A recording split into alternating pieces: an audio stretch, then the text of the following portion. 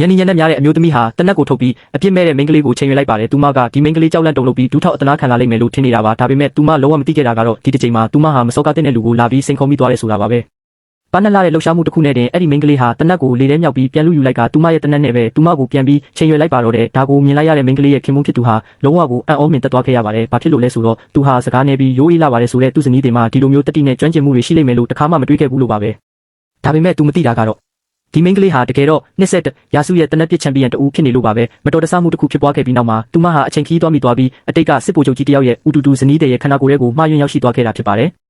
မူလစစ်ဗိုလ်ချုပ်ကတော့ဟာသူမရဲ့ခင်မုန်းစီကနေကွာရှင်းခွင့်ရချင်တာကြောင့်တေးချင်အောင်ဆောင်ပြီးဇလန်းဆင်ခဲ့ပါတယ်ဒါပေမဲ့သူမရဲ့တရုတ်ဆောင်မှုကတိတ်ကိုပြပြင်းလွန်းတာကြောင့်လူတွေကတကယ်တေးပြီးအောက်မေ့ပြီးအလောင်းကိုမိတကြိုဖို့အထိပြင်ဆင်ကြပါတော့တယ်အဲ့ဒီလိုမိရှို့တော့မယ်အရေးကြီးတဲ့အချိန်ကြမှာပဲအချိန်ခီးသွားလာတဲ့မိန်းကလေးရဲ့ဝိညာဉ်ဟာဒီခန္ဓာကိုယ်ရဲ့ကိုဝင်ပူးသွားခဲ့ပြီးသူမဟာချက်ချင်းပဲမျက်လုံးပွင့်ကထိုင်ကနေထွက်လိုက်ပါတော့တယ်